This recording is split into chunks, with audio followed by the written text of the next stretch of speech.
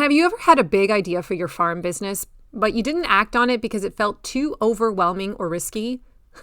That was me until my coach taught me the concept of a beta test. And so in today's episode, I'm going to share with you how we beta tested our new Chef's Prepared Foods line and how you can use a beta test model to move forward with your next big idea. Let's get started.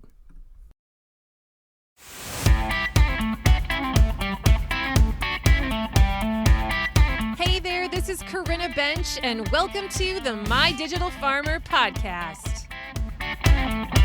In today's market, it's not enough to just grow your product. You've got to know how to sell it too.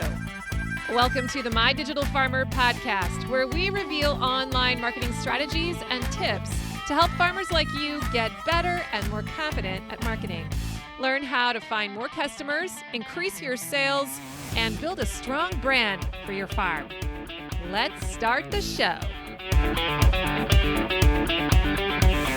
Well, welcome to episode 314 of the My Digital Farmer podcast. I'm your host, Corinna Bench, one of the farmers at Shared Legacy Farms out in Elmore, Ohio.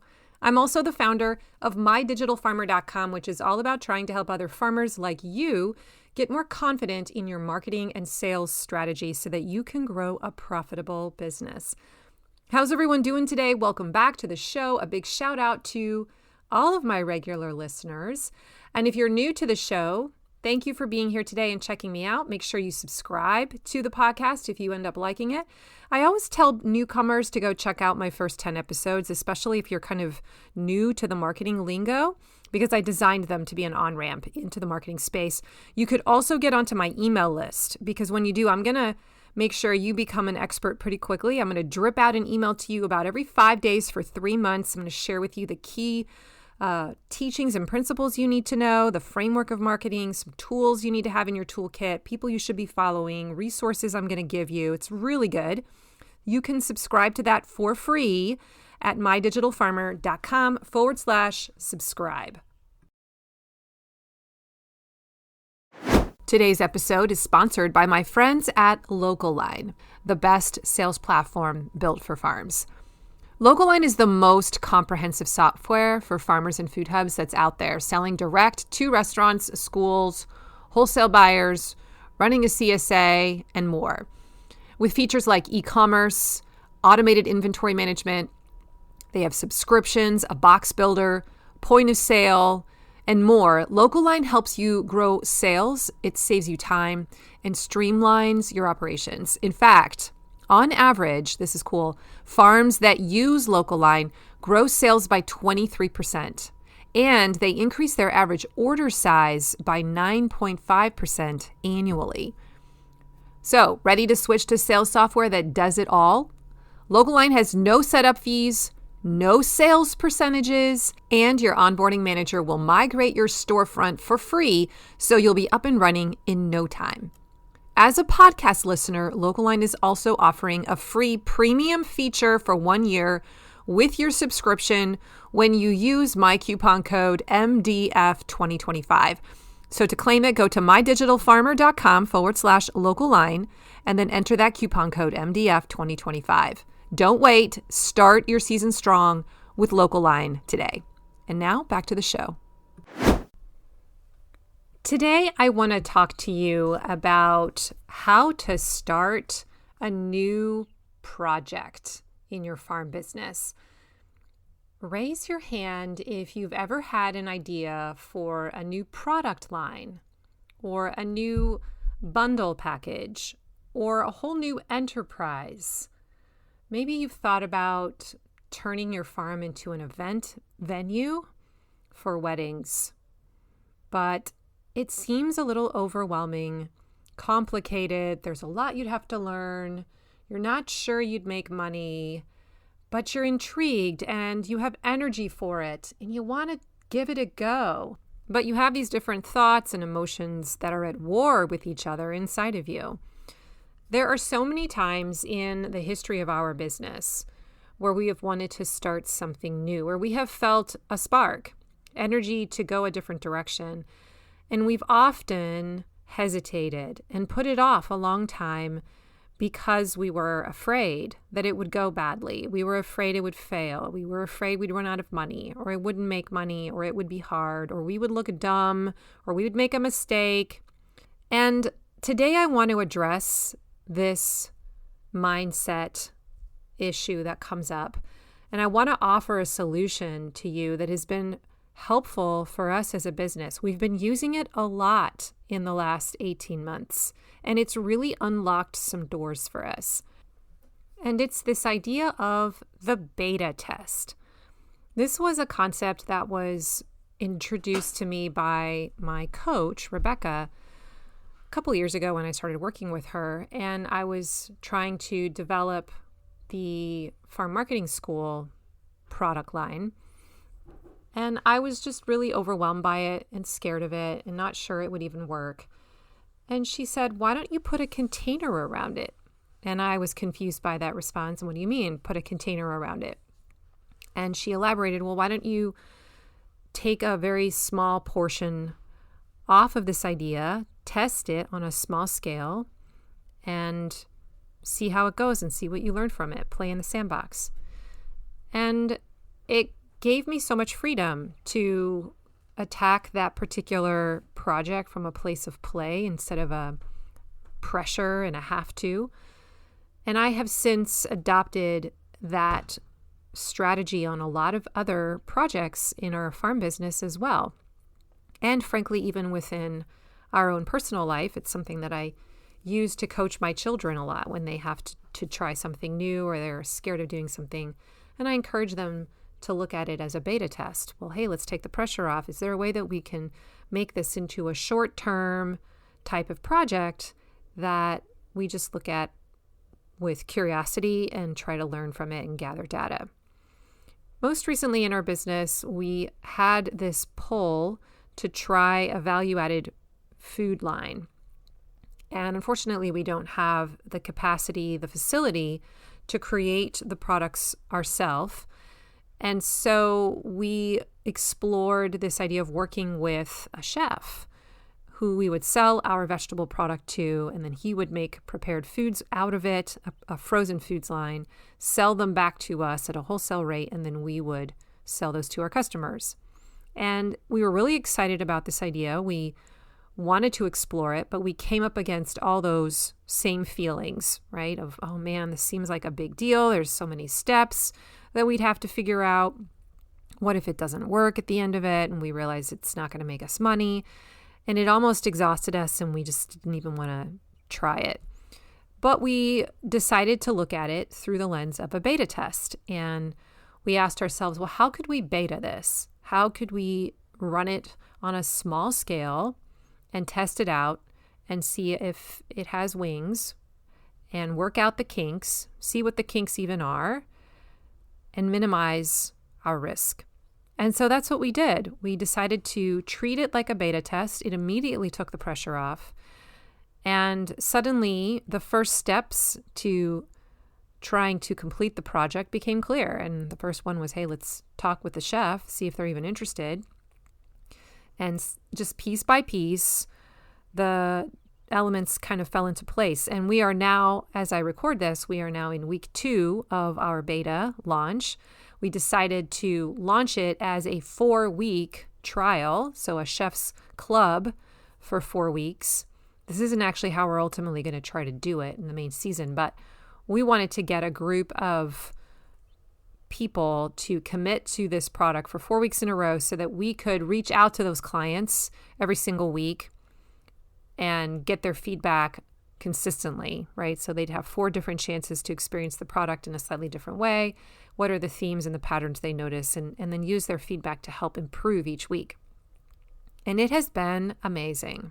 Like, we so far have learned a ton. I'll share some of the kind of insights as we go through this episode.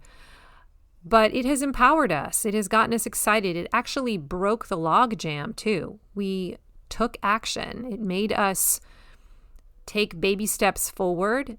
And anytime something felt daunting, we're like, you know what? Let's not make this complicated. This is just a beta. And we were able to break through the wall and keep moving. So I wanted to share kind of this story of how we beta tested a entirely new product line in our business and how that has kind of helped us get over the hump and what to expect if you are going to do a beta test. And I think the goal of this episode was for you to listen to this story, to hear the lessons that we've learned in it so far, and to imagine, is there something in my business that I could beta test to get myself to take action on it? What is the thing that you've been wanting to try, but you haven't touched it with a 10-foot pole because it just felt overwhelming? And today I want you to think about that thing through the eyes of a beta test. And maybe after listening to this episode, you will feel empowered. You'll see some of the tools that you have at your disposal to wiggle your way into this new reality. So I have some notes here. I'm going to go through them fairly quickly, and hopefully you will glean some wisdom from it. The first thing I wrote down is put a container around it. These are the words from my coach, Rebecca. And how can you put a container around this idea? What's a way that you can make this big thing feel small? Can you limit the amount of time that you offer this product? Can you limit the number of products to, I don't know, just one version? Maybe it's limiting the number of customers that get to test it out. Maybe it's you limit the price or you lower the price because you know that it's a beta version. So in some way, a beta test involves putting a container around the project.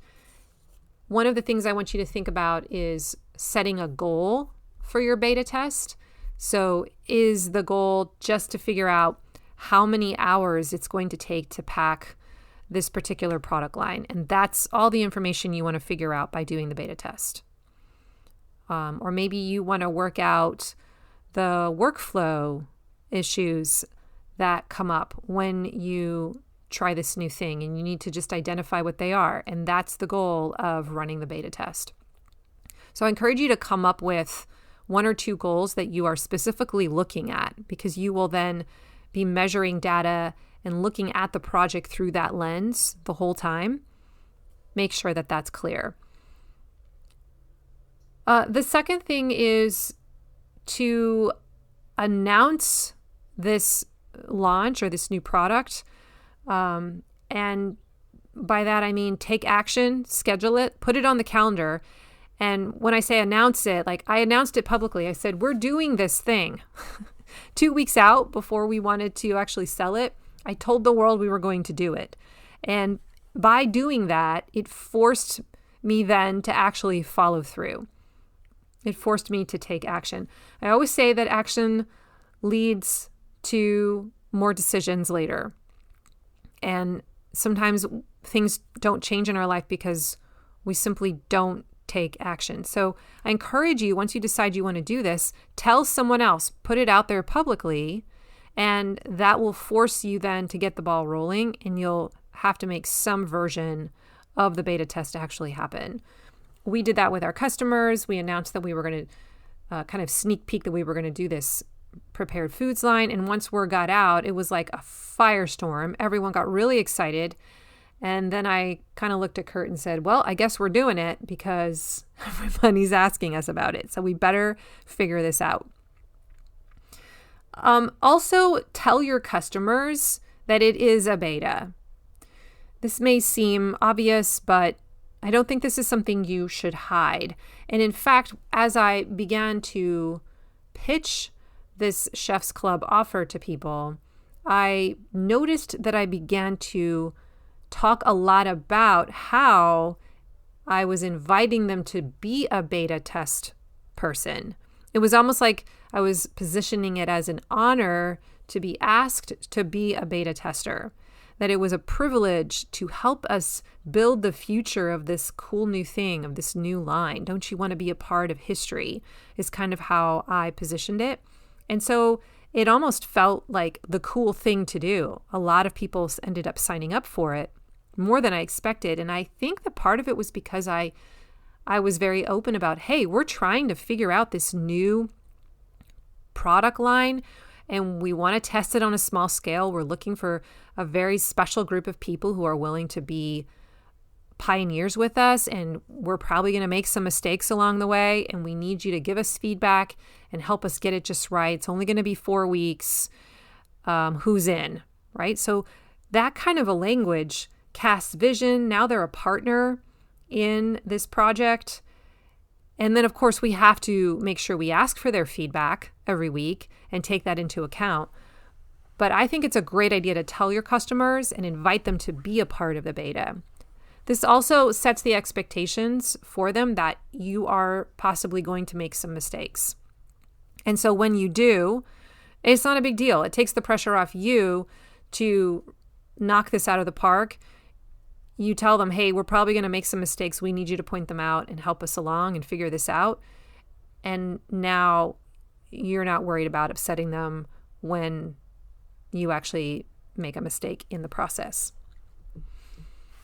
Number 4 is to pre-sell before you make it.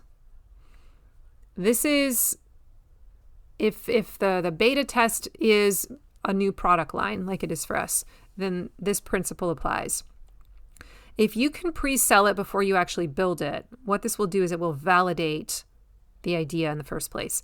Because if you try to pre-sell it and you only have like 2 people that want it, then you've just saved yourself a whole lot of time building this thing that no one ends up buying, and all the money and time that you invested in the infrastructure or whatever. So I think it's a good idea to try and pre-sell it to a small group of people on a lower risk scale to see if it even has people who want to purchase it. I was also kind of curious, like, would the price point that I knew it needed to be okay with this clientele? And so as I pitched it and I put the price on there, I was very aware that, like, if this doesn't move, maybe part of it is that it's the price. And I was ready to ask that question if, nobody had purchased it. Just realize that some of that testing process is not just the offer itself, but also your price. Expect mistakes along the way. And this was beautiful. Like, we came in with that mindset. And whenever we would sit down with our chef for another planning meeting, or we would get on a call with them as we moved through the project, that would periodically come up as a reminder topic to get us started. I would sort of just bring that into the room again and say, hey, just let's remember this is meant to be a beta. So it doesn't have to be perfect, and it's okay if we make mistakes. And our customer is going to be forgiving. And in fact, we should expect there to be mistakes. We should expect there to be inefficiencies in the workflow. We're going to bump up against things that feel like a waste of time or feel annoying, and not to judge them, but to just notice them. So I came into this project with curiosity and very much like, I'm collecting data. I'm going to learn a lot about how this prepared foods line will come to be. What are the things that are running smoothly? What are the things where there's friction? Oh, we have to troubleshoot this. This is a pain. So we had all kinds of things go wrong in our first week. So little things like at the point of pickup, our site host team, when they would go to grab the items out of the giant chest freezer that we had just purchased, they said, well, the chest freezer vacuum seals again every time we close it, and it takes like 10 seconds before we can reopen it. And that's a silly little thing, but you can't be waiting 10 seconds every time you have to open the freezer. That's a problem. So something like that we weren't anticipating, and we had to build a workaround for that. Or the fact that we learned that it takes a little bit longer than we thought to freeze the soups. And so the first batch came and it wasn't frozen. So we just passed it out non-frozen and explained it to them, and everyone was cool. The chef, I remember him telling me, well, I discovered that I need to have bigger pots because this is a lot more soup than I was thinking it was. So he was going to have to go out and buy more pots, right? So at this scale, What does our cookware look like in the kitchen? All these little things that you don't realize are going to be an issue until you actually get into the weeds, get into the sandbox, and start playing around. So give yourself, I guess, permission to make a mistake, to feel inefficient, to waste time even for the sake of figuring out the system, to waste money. We even said that to each other as we were meeting together as a team. One of the things that has been stressing me out the most is something silly. It's the bags, like how this stuff gets packaged. And I hate the idea of investing money in a certain kind of packaging for these different food items, or even just the bags for the different items. We have some things in our online store that are going to be just from our vegetable stock, right? That don't go in the freezer. And then we have other things that need to be in the freezer. And so how do you combine these two?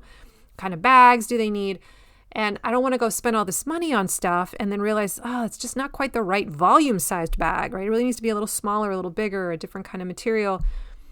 And then just realizing, you know what, maybe I'm going to waste some money finding the bag. Maybe I'll buy 3 different versions before I find the one that works. And I just have to see that as a cost of doing business and figuring out this product line. So be curious, bring a spirit of play, realize it's going to be messy, and that's all part of it. So that was helpful to have that mindset and to keep reminding ourselves of that as we built this thing. It took a lot of the pressure off. We also, by the way, shared some of these foibles with our customers on week 2.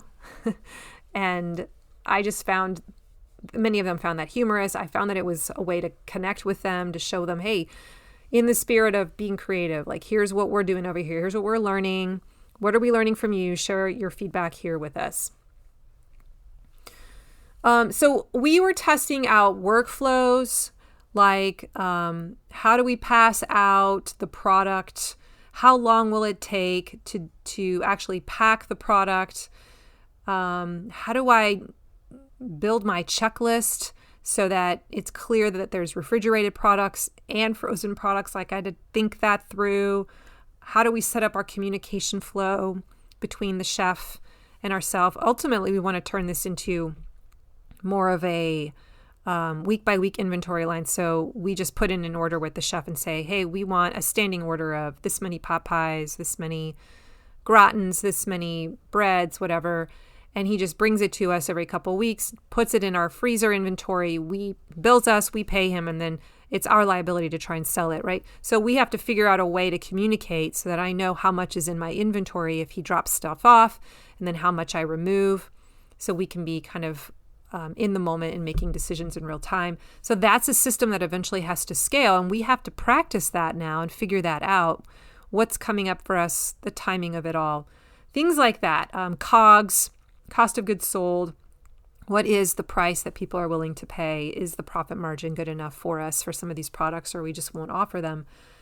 All of that stuff had to be figured out. So just kind of realize some of the stuff you don't even realize you have to figure out until you get into the sandbox. And that's just the only way to discover it. The next thing I wrote down was to treat my beta testers as VIPs. I've noticed that that's what I've been doing. I don't have a formal VIP program per se, but I'm beginning to experiment with one. And I'll actually be doing a podcast episode about that here in the next few weeks.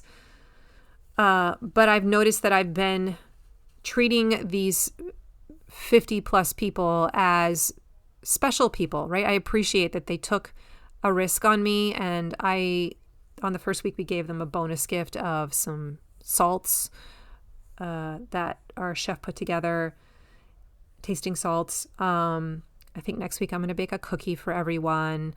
Just kind of being very organic about it and just trying to show them some love and appreciate them. They're not going to expect this. It's going to be a surprise every time, but I'm hoping that adds additional value to the experience and makes them more likely to want to do something like this with us again. They're telling us really good feedback already after a couple weeks here. You know, we've heard things like, hey, the focaccia was inconsistent. I had some that were incredible, and then I had one that was crunchy on one corner, and it felt like it was a little bit like almost on the burnt side. That's really helpful, right? That's helpful information that I can share with the chefs so that we can really dial that in. I'm learning how they're actually using the product by sending out a form that they have to fill out. They're telling me like, oh, I actually didn't even try the soup because I was asking them, how does it taste? And like, I haven't even tried it. I just threw it into my freezer. Well, that's good to know. This isn't something that they're jumping into right away, but it's something they want to store and be able to use later. So I'm kind of getting a sense of how the product's actually being used. It's becoming clear that the salad dressings are widely popular. And that might be a product that I therefore might want to really stock well in my online store because I'm getting a ton of comments about how amazing it is, right? All these little clues come along the way. So I want to appreciate my VIPs for sharing that with me, so I'm taking good care of them. I wrote down that doing a beta test has really taken away the feeling of overwhelm because it is a test, because I am giving myself permission. I know that there's an end point, in 3 weeks, 2 weeks now, it's over. And I can decide to pull the plug. I can decide to look at the stuff we were measuring and say, nope, it doesn't meet this criteria for us. And this is what it has to be able to do for us in order to be considered a success. And I could decide we're done. So I really have this sense of like we're dabbling, right? We're just tapping our foot over here in the corner, and there isn't a hardcore commitment to jump all in. So this is one of the benefits of splintering off something from this main offer or this project, turning it into a very small kind of thing. You just don't feel the same kind of pressure. Today's podcast is sponsored by Farm Marketing School. All right, farmer, let me ask you something. Is marketing your farm something you actually enjoy? Or does it feel like a constant struggle? If you are like most farmers that I talk to, you are wearing all the hats and marketing always seems to slip through the cracks. Can I get an amen? That's exactly why I created Farm Marketing School.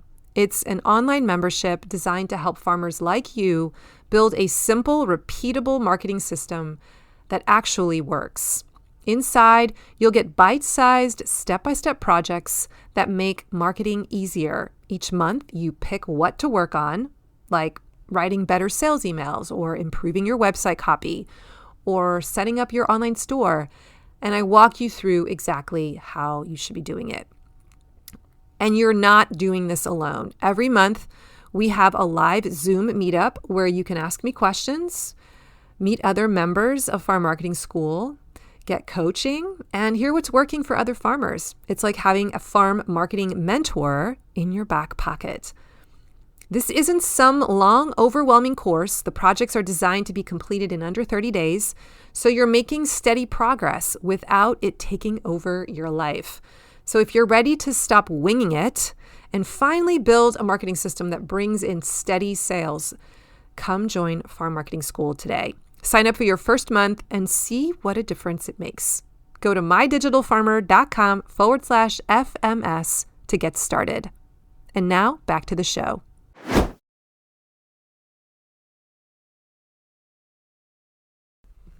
Now, make sure that you're capturing the right data along the way. So for us, we're tracking numbers like sales, the time spent in organizing things on the back end. So what's the cost for me for that? What are my COGS, the cost of goods sold? So what's my profit margin? Are there any feedback loops in terms of the quality of the product? And we're also trying to just get a sense of, does the pickup system work? Does it add a lot of time to the pickup process? Because if it's very complicated and creates confusion and mistakes for some of our other products that we would be dropping off at our pickup locations, then it may not be worth it. So we're kind of looking at all of that. The big thing, though, is the profit margin. I want to make sure that I'm in that 30% margin, at least, if not a little bit more, in order for us to be able to justify it. And so we already can see how the numbers would shake out in order for us to be able to pay off our capital investments, like the freezers that we had to buy, and we had to create a whole new storage space for those freezers, and that space gets inspected So like there's a bunch of capital outlay that went for that. So we kind of need to just know, are we going to make that up? How long before we make that up? And when will we actually start making a profit? So that's the data we're capturing along the way. You can't optimize what you don't actually document. So write down that messy middle and your future will thank you. I also wanted to mention to time your beta launch strategically, because you don't want to do a beta at the same time that you're launching 4 other things. We happened to have a good window of time here where I could pay attention to the feedback and the flow right here at the beginning of the season before we start the CSA. Plus, it's also a chance to create a bunch of energy and excitement as we launch into our new season, and I wanted to generate energy. This is not something that I would be launching at the end of my CSA season. I would be really thinking about what makes the most sense for us in terms of what we have available, our energy level, how does it work best for my chef? Does he have the time and the bandwidth right now to put towards this? And all of those were a yes, and so it made sense for us. I want to bring up too that it felt scary. It still felt scary, even though we had turned it into a beta test. And it was less overwhelming, less scary, but I still experienced fear. I actually spent some time journaling on this. My coach has really helped me sort of identify when I start to feel fear, to stop and notice it, and to ask myself questions like, where is that coming from? What are you afraid of? What is at the seat of the fear? And I noticed that a lot of it was just, I don't want it to fail. I don't want it to look bad, because that's a reflection on me. At least that's what I tell myself. I don't want people to look at me and say, she's bad, or this was a bad idea, this is her fault. So a lot of it is this fear of people not liking me. And this is a theme that shows up over and over again in a lot of my projects, personal projects that I'm working on too. So I just bring it up because I don't think that a beta test takes away the fear. I think it will always be there. Anytime you're going into new territory, fear shows up. But fear doesn't have to be a bad thing. Fear doesn't have to mean that you stop. Fear can actually be an indicator that something really cool could be on the other side. And that's how I'm choosing now to look at fear when it shows up for me. And I just want to bring up, if you're waiting for the fear to go away before you get started on this new project, you will never get started. So just be comfortable with the fear, know it's supposed to be there, hold hands with it, and move forward. We paid attention to how could we keep our investment as low as possible, right? We're trying to minimize risk when we do a beta test.